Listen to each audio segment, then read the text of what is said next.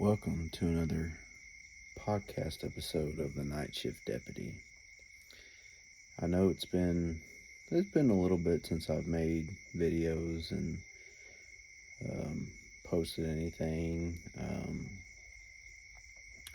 I had real bad allergies 1 week and sounded like complete shit. And then the next week, whenever I started feeling better, every time I was getting on social media, all I could see was a bunch of political stuff, especially about the Carmelo Anthony and that case. Every time I was getting on TikTok and scrolling through, that's all I would see. So I'm like, no. So I just kind of took a break from social media stuff, and I know nobody was really going to be paying attention except for some of y'all. But so I just kind of just waited for that to die down. But currently, this weekend I had a 3-day weekend to be off work, so I'm out here at the lake up here in Arkansas.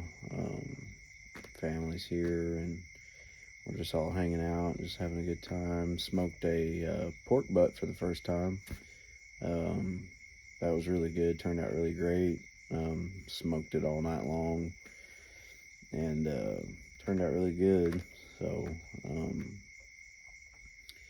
I have one more day off, and so I'm gonna try to spend that much time with family as I can. But to pick up right where we left off, I believe where we left off at was me and an Emory officer and my partner, Roger Spann. At the time, all three of us were in a use of force situation, and pretty much what it boiled down to was the DA told Emory PD was if they was to turn in that case, then they would be filing charges against the Emory officer for that use of force incident. Just to kind of bring you up to speed on that, there was a gentleman that they had called the hotel, the Bentry Motel, which is a known shithole over there in Emory. He was setting stuff on fire, and so we went and investigated it. Well, my partner ended up tasing him, and we ended up fighting with this dude forever. Even when we got him in handcuffs, he was still fighting. I mean, wouldn't stop.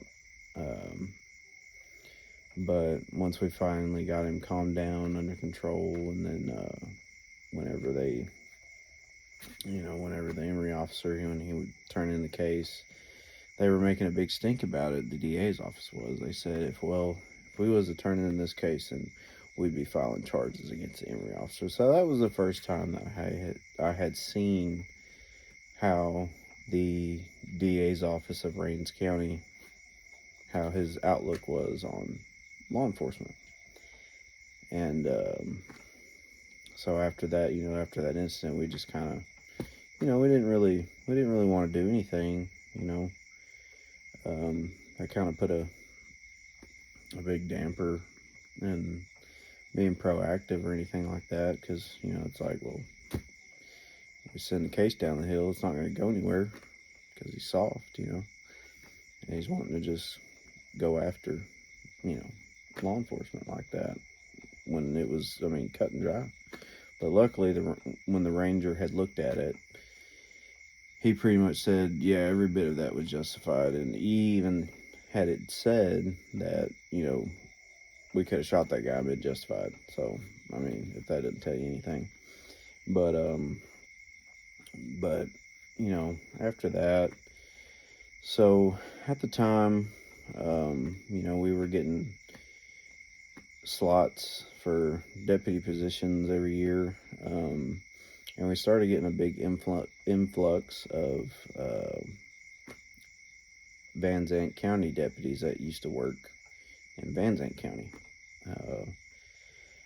I think the first one that was there, his last name was Everett. He was the first one that started there. I didn't really get to work with him much at first. I seen him in passing, but didn't really, never really got to work with him, first starting out when he was first there. So it was pretty much me, Roger Spann, and Lewis that were still working nights.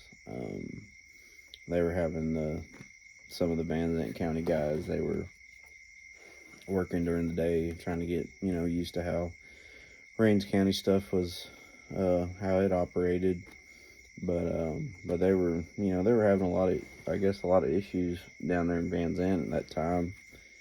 And so a lot of them were leaving there and going to different places. And, for those that don't know, Van Zant at the time, they were running, I think, two deputies, maybe three, at night. And their call volume was, extremely high. And the pay was a little bit better than what we were paying. We were the lowest paying county during this time period, which was 2018, 2020, 2021, somewhere around there. But so we started getting a lot of the deputies from Van Zant coming over to Rains County. So a lot of different folks, which they had gotten a lot more experience over there because their call volume was so high. So they were dealing with all kinds of stuff, shootings. Anything you can think of, they were probably involved in it. But so we were still running nights, and I was still learning at the time, still trying to learn everything I could, because at the time, call volume was so, bare minimum. Every once in a while you get something, that was high priority. But, it was very rare at night. But then, over the years, started to see, and it was each year that went by, the call volume was going up each year. People were starting to get more aggressive. So, it was kind of great to get that experience, because you hear all these stories from, different deputies and officers when they explain stuff, and you're like, man, we get like a cow call a night. But, so yeah, it was me, Keith, and Spann just working nights, doing our thing, and, trying to stay out of the DA's radar, as much as we could. But, then it came election time. So that was the first election that I'd actually been in.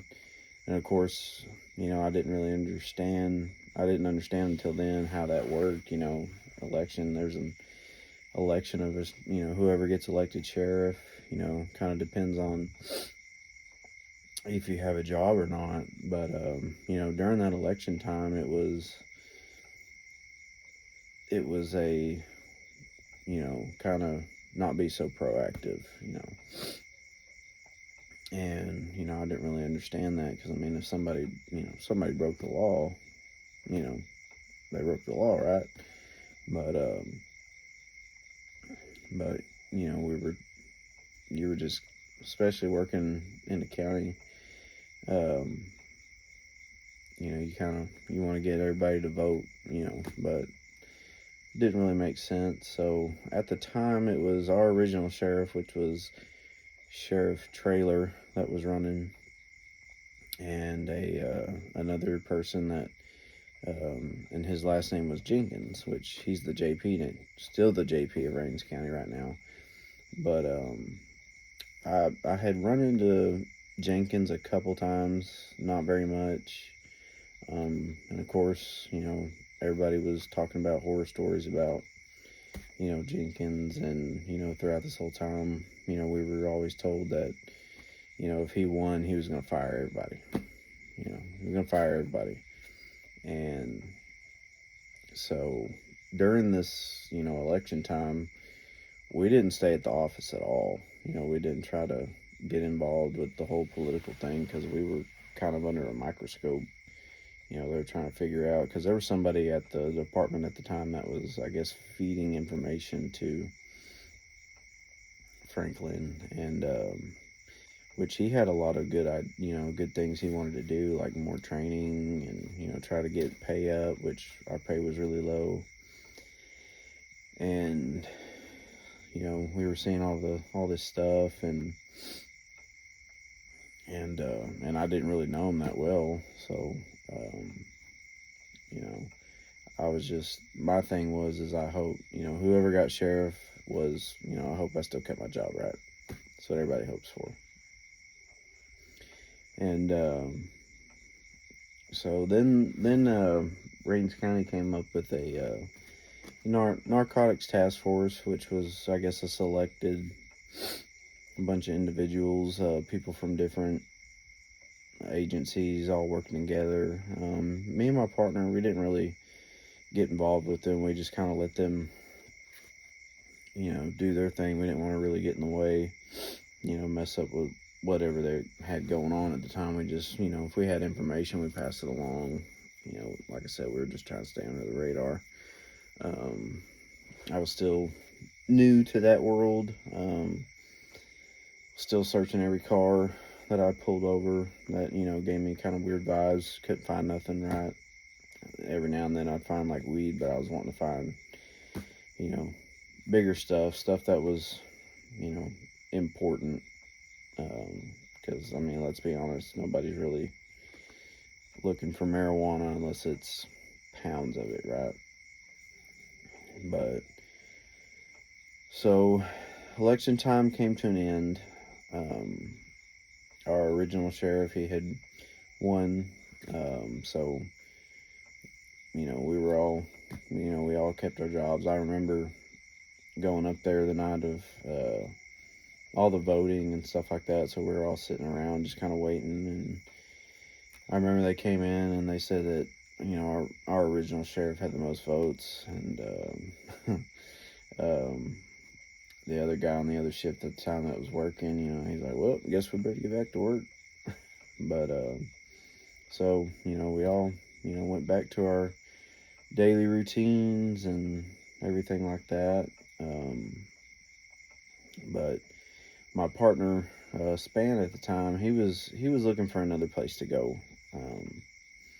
There were some things that were going on there that, they just kept going after him for, and I really don't understand why. It was all hearsay stuff, and then, later found out that everything that was hearsay was not the truth at all, and so he was looking for a place to get, somewhere else to go. I know my other buddy at the time that was working at Point, he was leaving to go to a different department that was a couple states away. Pretty sure he still works there now. But so that kind of, once I figured out that my partner was leaving, that kind of, I was like, dang, like, this is the longest person I ever, worked with. Because we were pretty tight-knit on that shift. We had Thanksgiving together. Did a little Christmas thing. And the funny thing about during Christmas, because at the end of the year, they do, Deputy of the Year. And they announce them at the Christmas party, and that was the first time that I was awarded Deputy of the Year. I believe it was 2021 is when I got that award, which I wasn't there for. I'll never forget. I was off that day, and I wasn't feeling good, and I remember my partner calling me. He's like, dude, where you at? And I'm like, man, I'm at home. Like, I'm sick. And he's like, dude, you got Deputy of the Year. Like, you need to be up here. And I'm like, dude, I'm sick. And he's like, all right, well, they said, they'll put it on your desk. But so for that whole time period, it was, I was always getting jacked with, which was funny because when we went out to eat, whenever I came back on shift, it was I think, it was on our long week, so it was a Monday. I came back and, everybody found out I got Deputy of the Year, so we went out to eat, and I remember one of the troopers, we go walking in, and we, went and sat down and eat. I remember he stood up, and he goes, everybody needs your attention. We got the Deputy of the Year here. And he just starts clapping. Of course, everybody starts clapping, and, we're just all laughing and cutting up. And then every now and then he'd be like, hey, man, can I get your autograph? Just, just cracking jokes, just poking fun. But, that felt pretty good because that's, an award like that. I mean, I don't know what they, dictate on how you get that award, but at that time period, but felt pretty good. Still have that, award to this day, and didn't really, I was, it was a good feeling. I mean, I was a young cop. I was there for a year, got it the next year. So that was a good feeling because, I mean, getting awards around that time period was, non-existent. And, but, so, the months go by after that, starting to get a lot more different kind of calls, starting to get used to high priority calls and making decisions, and,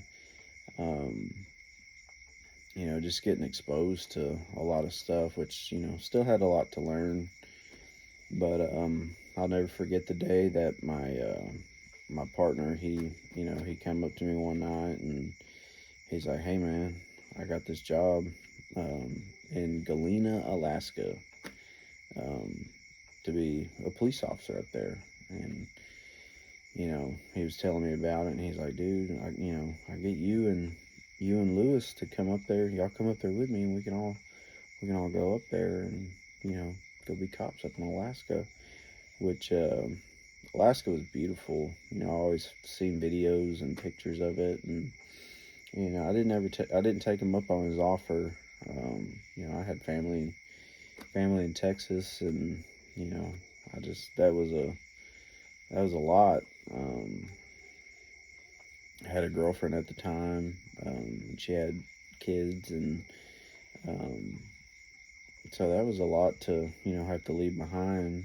Which wish I would have took that now. But I mean, if I didn't, then I wouldn't be where I am today. But so he was leaving to go there, which was super proud of him. He wanted to go back eventually because that's where he was. He was in Alaska somewhere before he came to Rains County, but I know he wanted to go back up there. But and then my buddy Otwell, he was leaving from Point to go somewhere. I can't remember where he was going. It was another sheriff's office, another SO. He's admin there now. I had talked to him not too long ago, and he's admin up there, which I'm glad he's admin up there because he understands how patrol works and everything like that. And but so they were leaving. The chief of Point, he was still there, but he was just he had reserves, but he was just still rocking it solo for the most part. But he was still pretty proactive. But I went and talked on Otwell's last day. I went and talked to him, and just visited with him before he left for his last shift. And he gave me his patches that he had. Still have them to this day. They're on my patch wall. But he had left, and so that's kind of sucked because the whole county, all the different city agencies, we were all pretty close, especially when you work together a lot on stuff. And they were always doing arrest warrants and search warrants, and we would go help them with that. So he had left, and then not too long after that, my partner Span, he had left, and that sucked too, because I worked with him a lot. We even worked some off-duty gigs together in Dallas, and which that was another thing too, throughout this whole series and everything like that. I'm talking about some of the off-duty gigs I worked and just some of the things um, that we encountered, in different areas. Which, when you go to Dallas and the Metroplex area and those bigger cities, it's a whole different animal over there.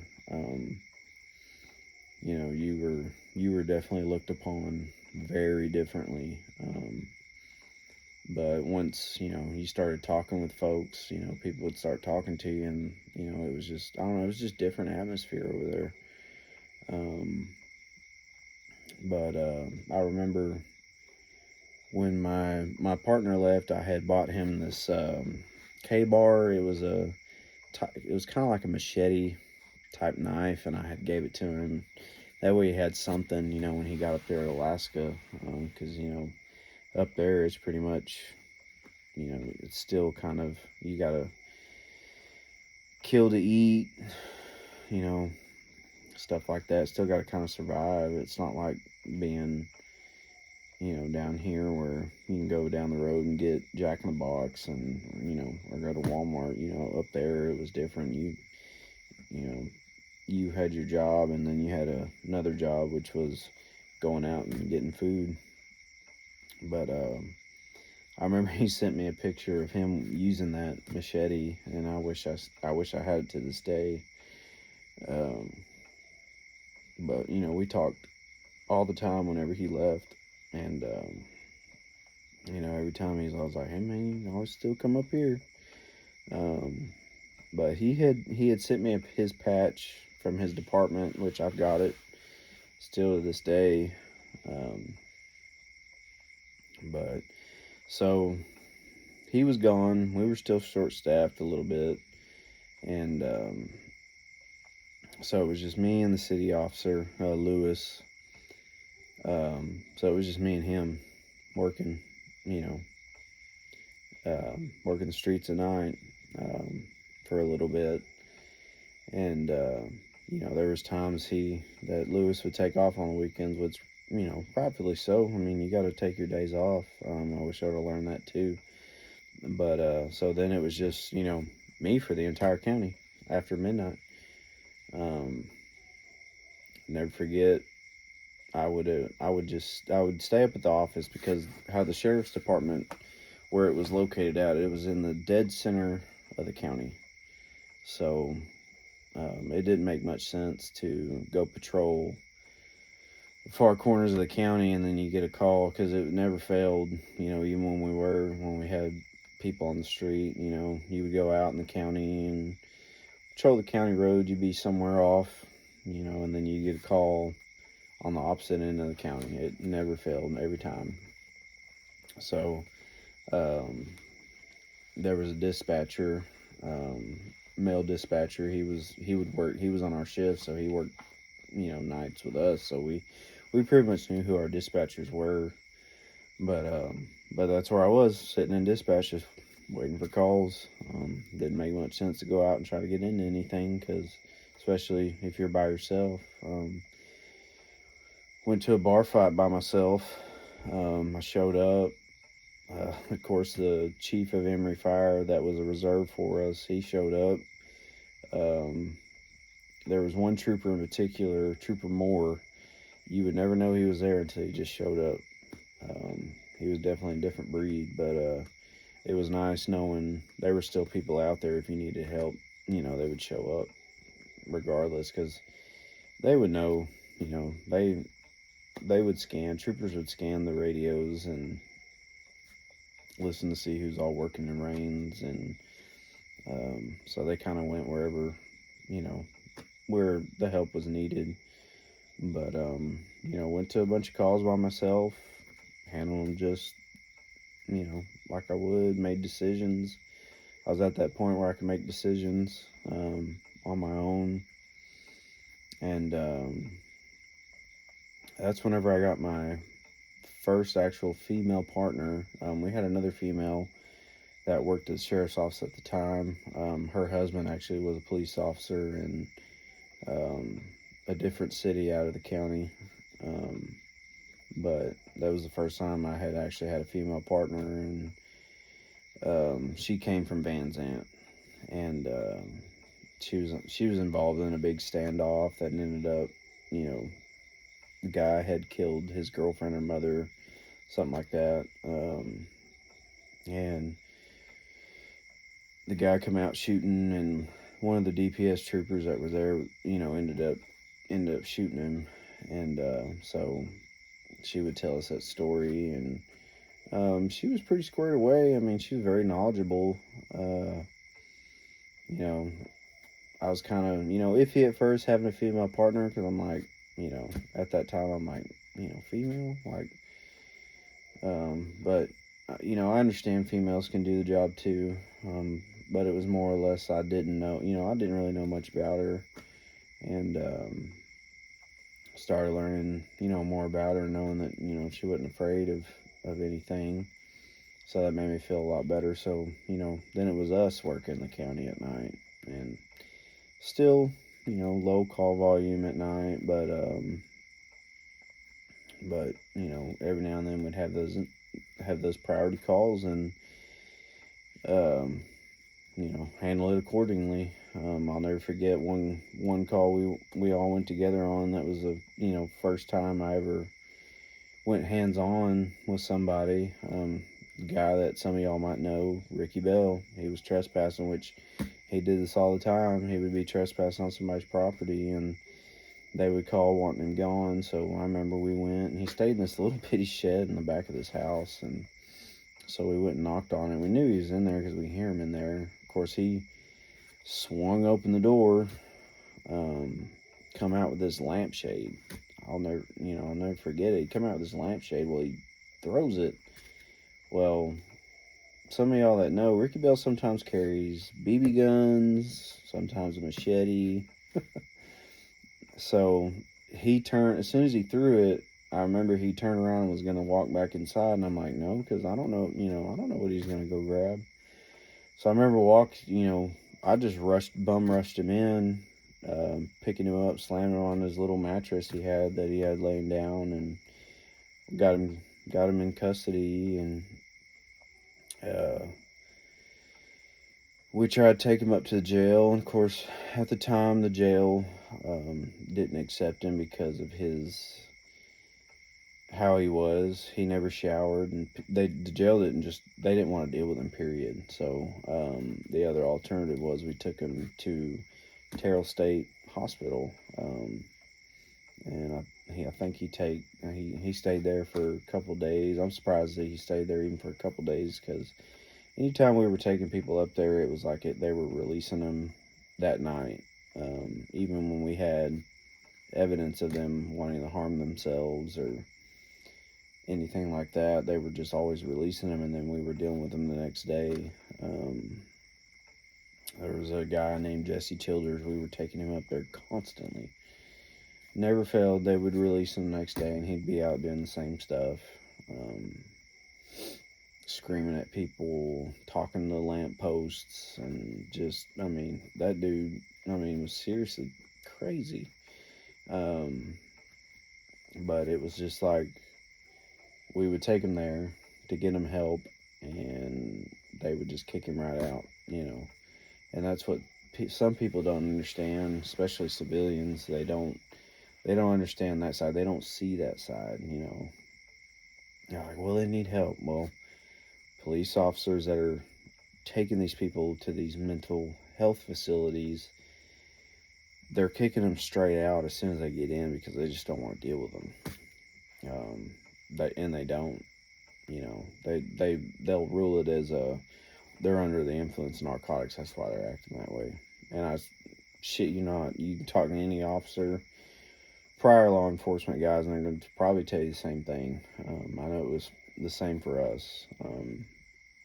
And I'm like, no, they legit need to get help. They need something, because every time they're out on the street, they're causing chaos. And I say that because the other female that was working at the sheriff's office at the time, they had put her on like a split shift, so she worked 12 to 12. And one night we had gotten a call of a naked man running around Point, one of the cities. So we go, and I was the first one to arrive, and I shit you not, as soon as I pull around on this, because the street was called Smith Circle, so it just made a pretty much a circle um, around to lead you back up to the highway.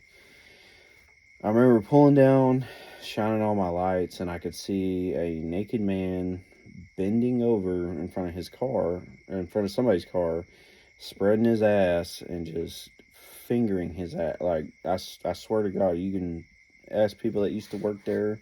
They probably still tell the story. But I pull up and I'm like, really? And it was on a Wednesday night. Wednesday nights usually weren't the busy nights, because church, and it was just during the week. It was normally the weekends when we would get stuff like this. But pulled around, seen who it was, knew who it was, because we dealt with him so much. He's been in and out of that jail more times I can count on my hands and fingers. But luckily he didn't fight, run off, or anything like that. I remember walking up to him, and he just got down on his knees and took him in cuffs and started trying to dry hump my leg. And when we threw him in the back of the car, the two females show up, my partner and the other deputy that was working. They put him in the back, and he was so high, he just started like spidering all in the back seat of this patrol car.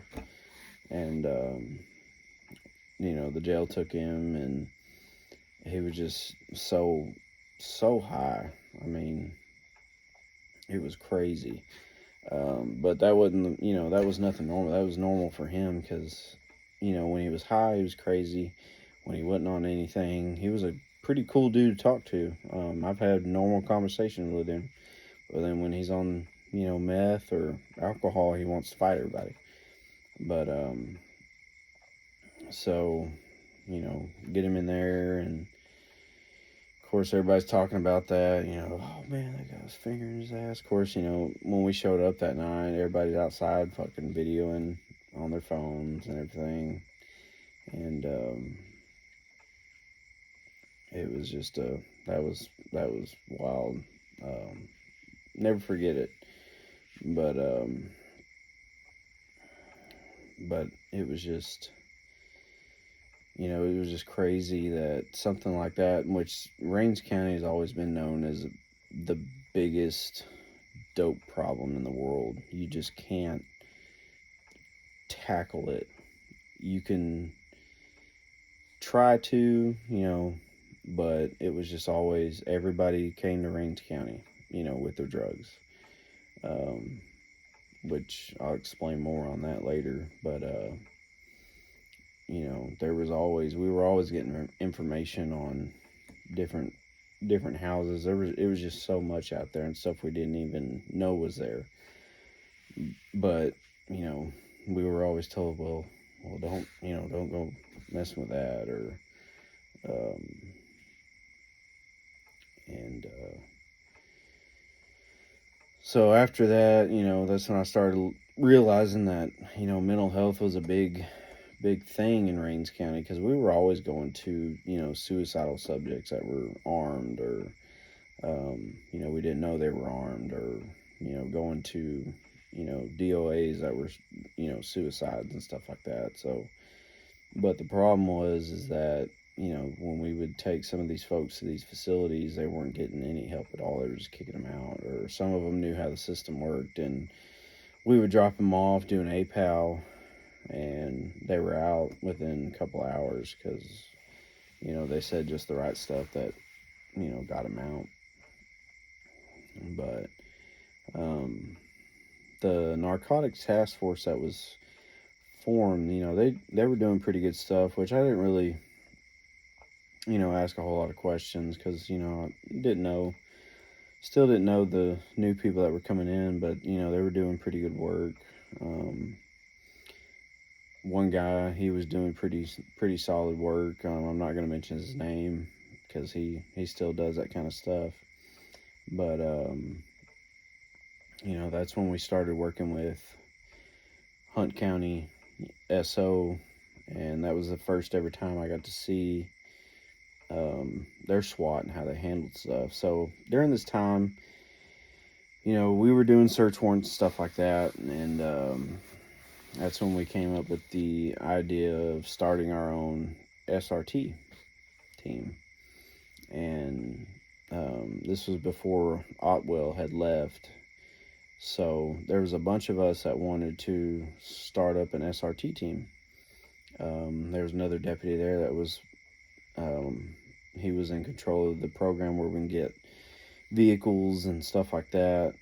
So he got us this box van, just for starts, because that's what we could get at the time. And of course, our administration approved it. And the only thing that lacked was the administration part of that, was holding people to a standard on that level, because when you start getting into that kind of stuff, you got to be be capable of doing that part of that job. And I remember we went to trainings, and we had our SWAT commander, who our SWAT commander was going to be, and our team leader was going to be. And of course, I'm new to all this stuff, and so I'm just kind of listening and just absorbing a lot of the stuff that I'm hearing. But during that time when we were trying to get this started, it was a lot of chiefs and not enough Indians. There was a lot of people that were there that were like, well, I trained with DPS SWAT, or they would say some off the wall stuff, and it was just like, okay. Of course, I didn't know who these people were, and I'm like, well, one of those, I got to see it to believe it. But the one thing that nobody could grasp was we're all supposed to be a team, and we need to act like it. Some folks were on the same page, and then some people, wanted to argue about it. Well, I think we need to do it this way or this way. It's like, no, we need one way to do it and train on it, and everybody be on the same page. Not everybody, talking about how much tactical experience, because it's crazy how much tactical experience people start saying they have when you're, starting up a SRT team, because that's pretty serious stuff. When you got patrol, and certain situations patrol can't handle, that's when you call SRT team or a SWAT team, and then they take over that, and they're you got to be able to execute and be able to be proficient in completing whatever mission is in front of you. But that's when we started wanting to make Rains County be able to handle stuff on their own, like doing simple, barricades, or search warrants, which, if there were certain things that we, couldn't handle, we would, call outside sources that are proficient in that kind of stuff and could handle it, which I 100% agree with. If there's something you can't handle, why not let some other team handle something that they do all the time, right? Especially high risk stuff. But during these training things, we had gotten this building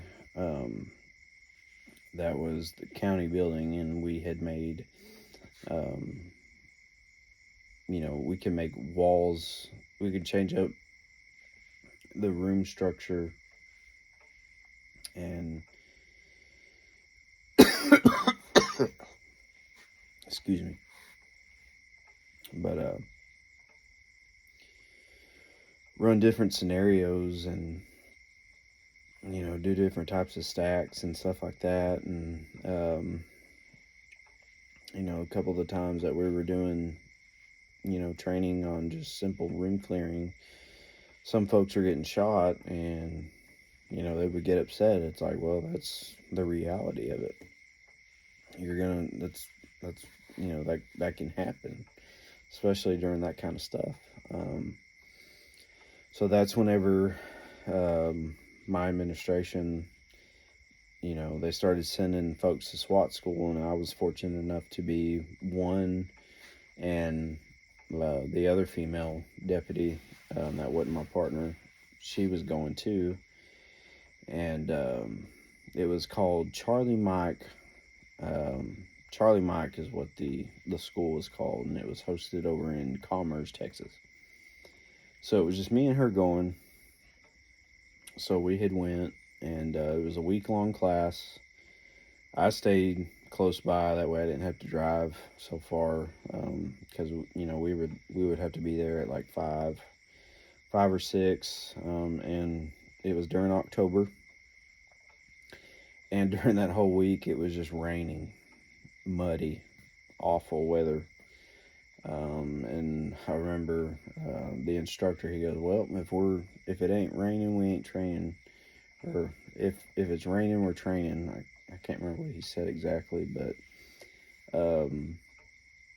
it was definitely a very mental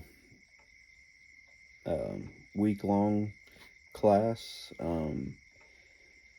It definitely wasn't it was a basic SWAT class, and that was definitely a perfect class when you're just starting to get into that kind of work, or that kind of field. As we did a lot more team movement, how to enter a room and egress out of a room, and just it was a lot of movement the whole time. So that is definitely a perfect class, which they don't. Charlie Mike is no more anymore. I think they sold off to somebody else, but that was definitely a perfect class for starters, just to understand the basic movements and team building, because we got paired with another class that was just they were came in pairs of 2, and not because there was a full Commerce PD group, and then it was just a bunch of us that were from different agencies in a group. So Commerce were they all worked together, and then of course you had everybody in the other group that I was a part in that we never worked with each other, so we had to adapt. But they had physical fitness. I remember we were doing a lot of ground crawling, carrying a dummy, and of course it's raining that day and it's cold. My partner, I'll never forget, there was a couple times, she was behind me, and she was getting tired and wanting to give up, and of course as I'm dragging myself, I would turn back and look, and I would drag her up with me, as a team, because me and her went together in that class. We're going to finish at the end of that class. So every day, I'll never forget going to the hotel and coming in just muddy, wet, cold. Have my clothes washed every day. That was a very good class, and wish I could have progressed more in different classes in that area through that company. But it was all about funding. I didn't have to pay anything to go to that class, but very good class. So then we went back, tried to share what we learned, but it just seemed like the idea of starting SRT team just faded away. There was just a lot of chiefs, not enough Indians, so it just that idea went away. So, which anytime there was a search warrant that needed to be done, and as long as it wasn't, a high risk one, they were selecting people that were competent enough to execute going into a house, and being able to do what needed to be done. But there was one time that we had used Hunt County SWAT, and that was probably one of the coolest things I've ever seen. They were so quick, fast. I mean, one of the deputies was working a case, ended up finding some other stuff out. I didn't really know a lot about it. I just remember he had hit me up, and he's like, "Hey man, are you available for this date? Because I got something big going on." I'm like, "Yeah." So I remember showing up, Hunt County SWAT. We did a whole briefing, and I had actually got to go, roll with Hunt County. Um, didn't get to go inside the house, help clear the outside of the structure, but when I tell you that, they got their shit was, I was blown away by how effective, how quick, they had that house cleared. I mean, I don't even know how, it was just quick. But that's when I really started, which I'd always been a gear junkie, I guess. I always loved that kind of stuff. But just actually seeing it and seeing everything go down and just being able to, when they would say something or, for example, they would, somebody would yell out secondary search, I knew exactly what that meant. You know, look for other, check again, check the, places that you already checked, but just check again, check everything else, make sure there's nothing you missed or somebody hiding or something like that. So that's when I really started, like, just getting a lot of enjoyment about that stuff, and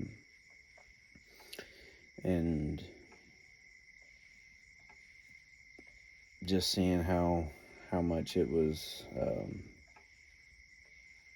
how much morale boosts, especially when, we're knocking down doors. People are seeing that kind of stuff.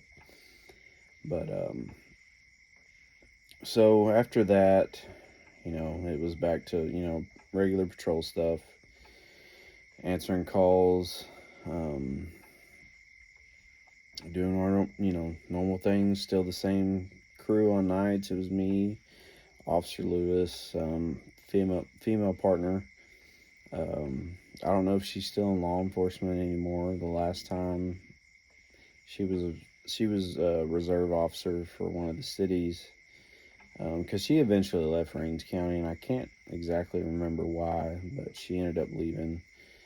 So I was back just solo in it, for a while.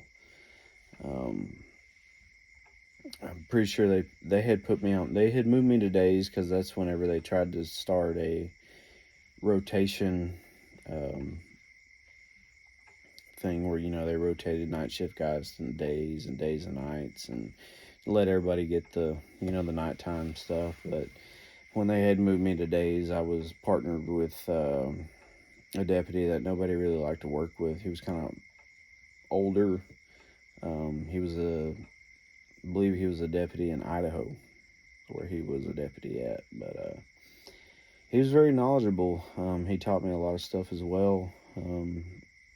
Whenever I was on days, he wasn't very proactive, but every now and then he would get into some things. I think I kind of motivated him a little bit because I was always out during the day stopping cars. I mean, that's what I did at night. And definitely during the day, it was hit or miss on what calls you got, if you even got any at all.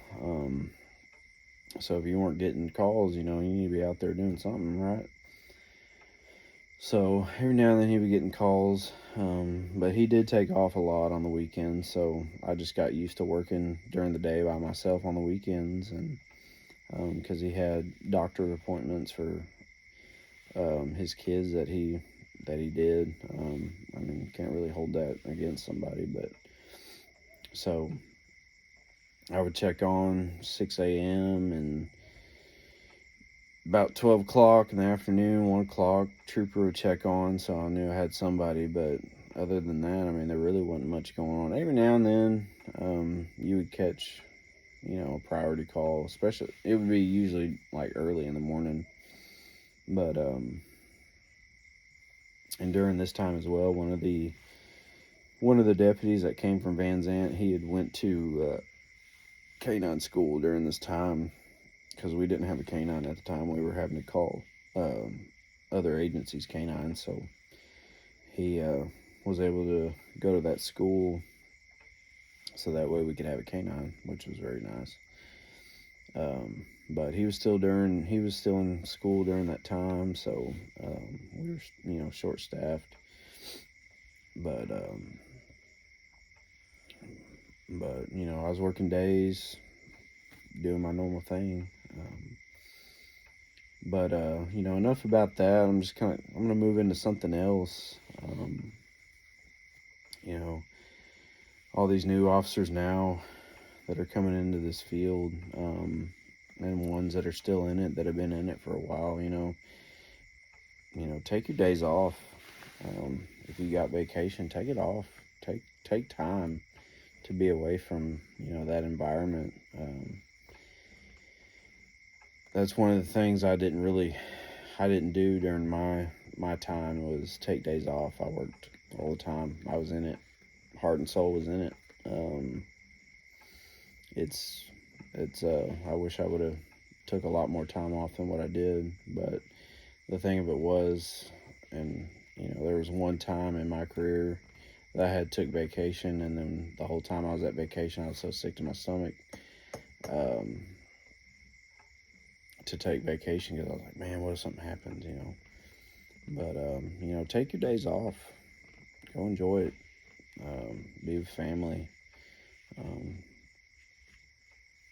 because this job, the job's getting harder now.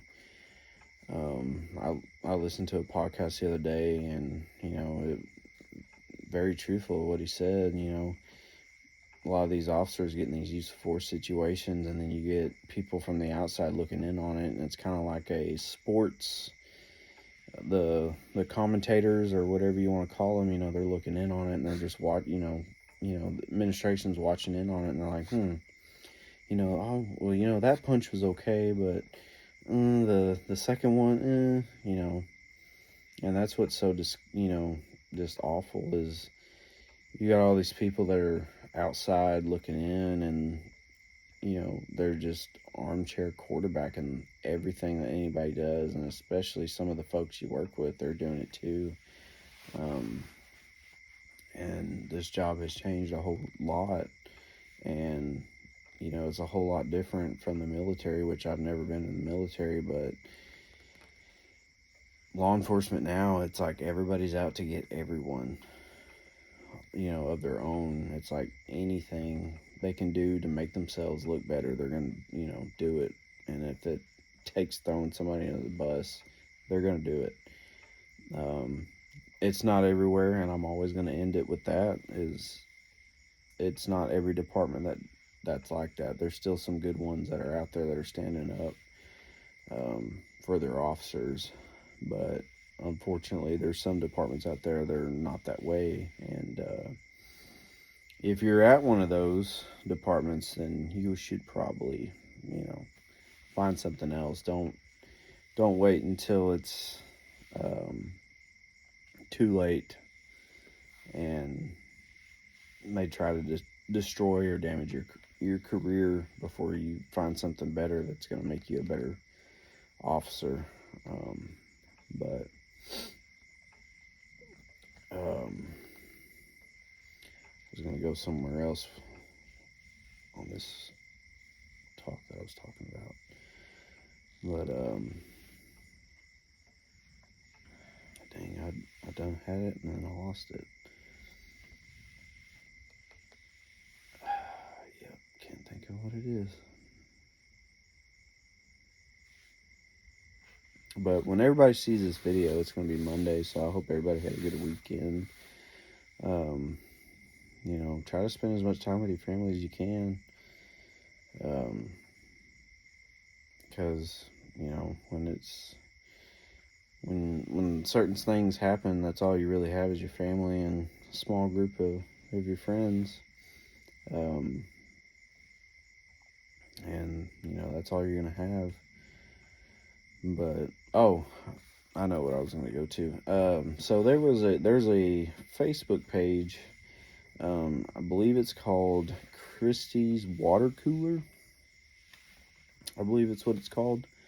So he or she, I don't know, you know, it's 26 now, so I don't know what people identify as, but she had posted a video of Steamboat Shores, which, if some of y'all that don't know, it's a private community in Rains County, and there's a video that shows the pool area, and there's a gentleman that's out there being belligerent, threatening people, and just, I mean, causing a whole scene. And the gentleman that's doing this, I have arrested for doing the same thing. And his first name is Ernest. Can't remember his last name, but I know his first name is Ernest. But story on that, we got called out there because there was these two neighbors that were fighting. It was Ernest and this other neighbor.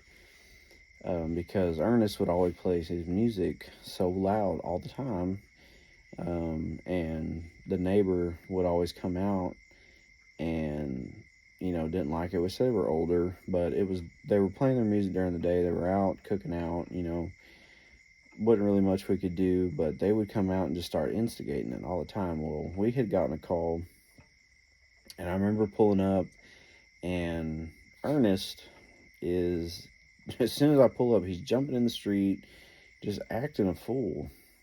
So I pull up, detain him because he's just acting a fool for no reason, just cussing. I mean, there's kids everywhere. You know, detain him because he, you know, I guess he thought I was playing around when I told him he needs to, you know, just quit running his mouth and go back in his yard. And of course, he's not listening. He's just jumping in the middle of the street. And so when we talked to the other party that had called, you know, they're telling us that he's been threatening people. Well, they show us a video, and lo and behold, he's threatening these people. So that day, I had took him to jail. I took him in for disorderly conduct because that's all I really had at that time. But in this particular video that was posted a few days ago, he's doing the same thing. I mean, just threatening people, you know, causing a big old scene. And she had made a comment, you know, about the sheriff's office not doing anything. And the only thing I could say about why they're not doing anything, first off, it depends on who's working. And then this particular gentleman, you're probably going to have to use force against this guy if you're going to take him into custody. So depending on who's working and, you know, who's going to show up really depends on what's going to happen. You also got to think about, for those that don't know, DA's office is very anti-law enforcement.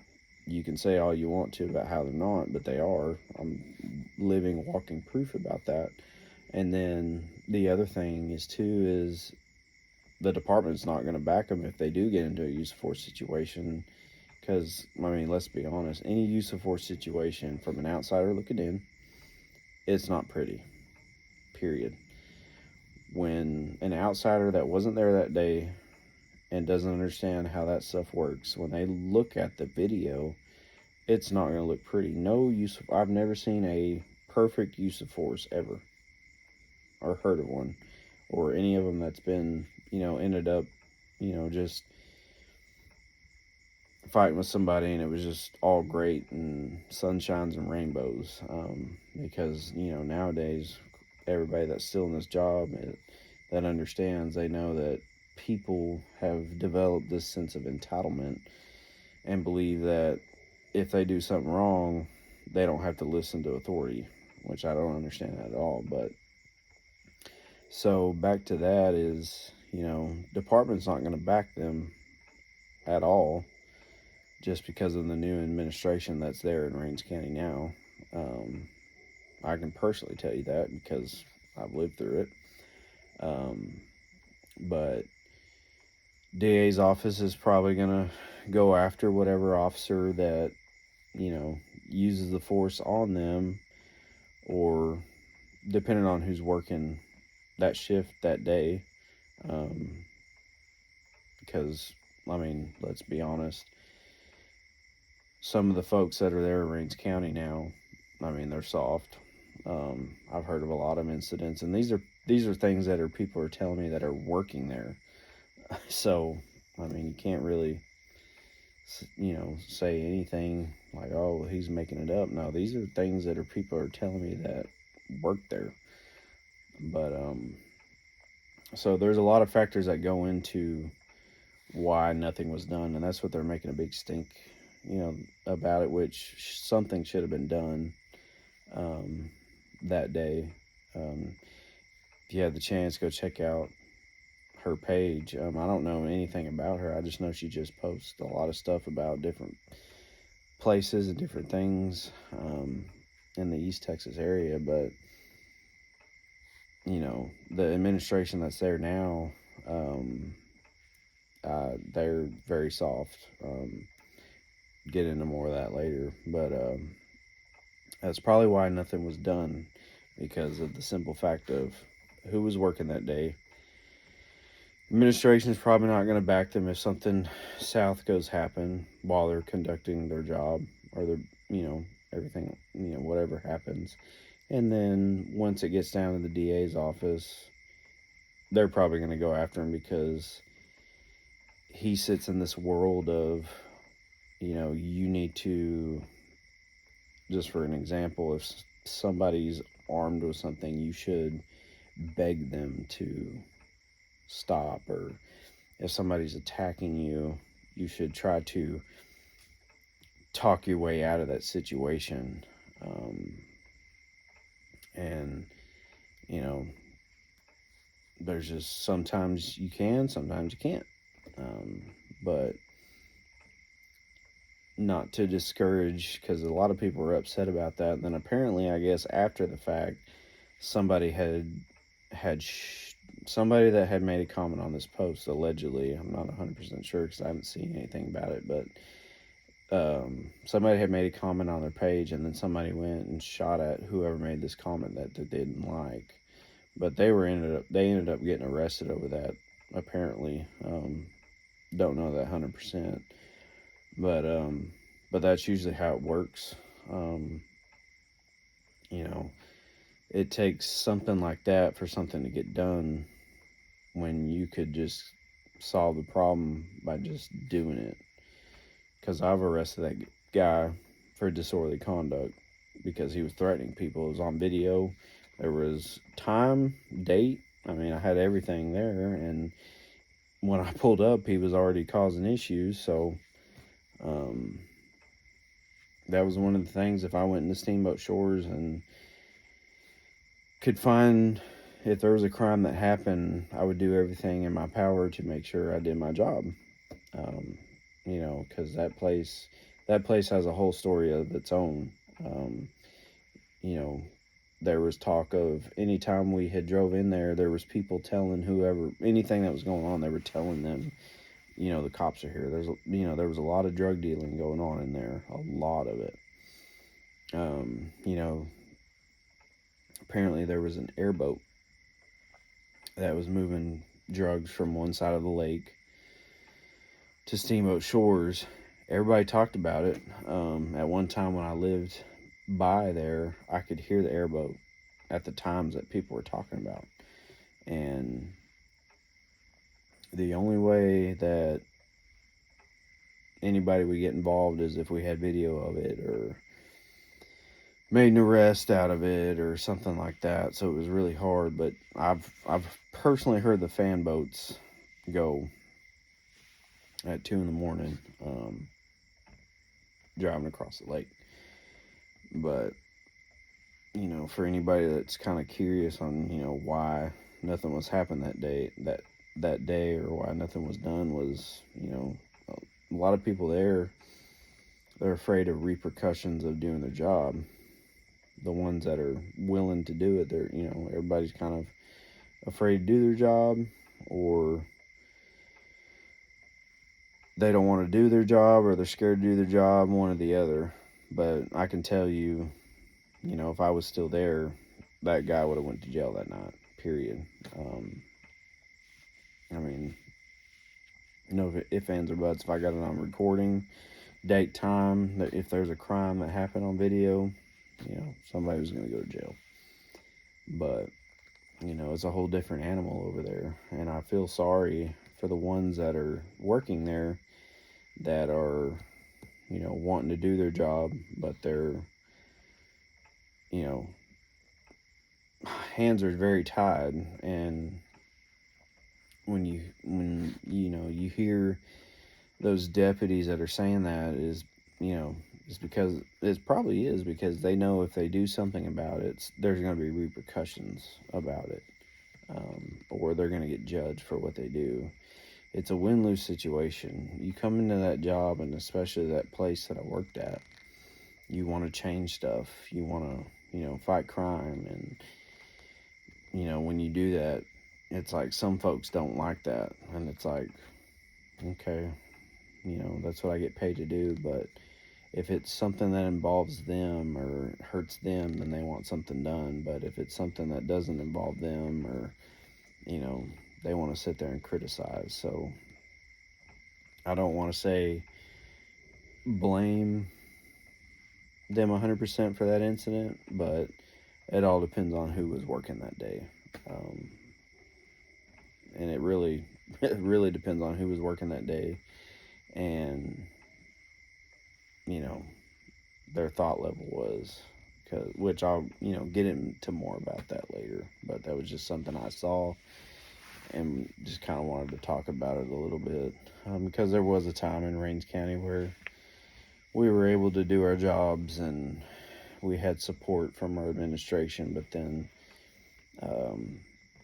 in a blink of an eye, it all changed. As soon as a person came to work there, it all switched very quickly. And it was just like, one day we want you to be proactive, and then the next day it was just, oh, we don't, everything's wrong. We don't want to do stuff. But like I said, we'll get into more of that, at a later time. Another thing to end off, before I get off here, is, the world is going into a, crazy place. There's a lot of race things that are just coming up. And me personally, I just want everybody to get along. The whole Carmelo Anthony case, and just seeing how everybody reacting to it, and some of the videos I've seen where people are talking about killing white people, and vice versa. And it's like, when are we all going to come together and just all get along? That's what everybody needs to do. But hope everybody enjoys their Monday. Hope everybody had a good weekend, and just everybody that's still in law enforcement, everybody that's in law enforcement, just be safe, and just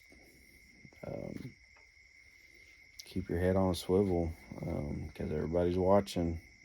The ones that are coming into this field now, everybody wants to do gangster stuff until it's you versus whatever state you're in. But if you're wanting to join this job just to be able to say you're a cop and just drive around and be able to say, oh yeah, I'm a cop, then you're in it for the wrong reasons. And do research on agencies or academies, and which I had noticed, the academy I had went to, they're actually not hosting a class because of the lack of numbers that they had. So it's just crazy. Nobody wants to be cops anymore. But who really can blame anybody? Because it's just a whole different whole different thing. It's not the same as it used to be whenever I first started, for sure. But it definitely wasn't the same back in the 90s or the 2000s. I've talked to a lot of people that were cops in the 90s and 2000s, and they were like, dude, that was the prime time to be in it, because it was, everybody respected law enforcement, and administration supported their people, which, like I said, there's still some agencies out there that still support their people, but it's very, very few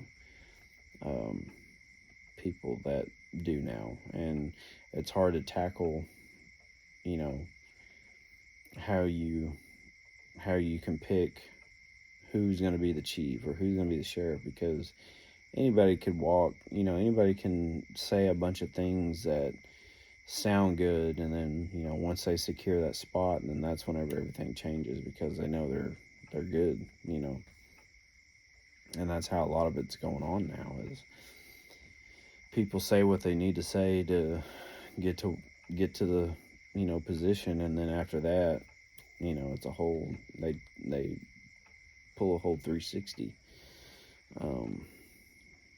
But like I said, hope everybody has a good weekend. Hope everybody has a good Monday. I'm off Monday, so I'll be enjoying that with the family. Now that social media's kind of died down with a lot of the political stuff that's going on, I'll be posting a lot more, and making some memes and stuff like that again. But everybody stay safe, and hopefully everybody has a very good summer. I'm excited for October. A lot of the ones that know me know what's going to happen in October. But for the ones that don't, just be watching out. So hope everybody has a good night.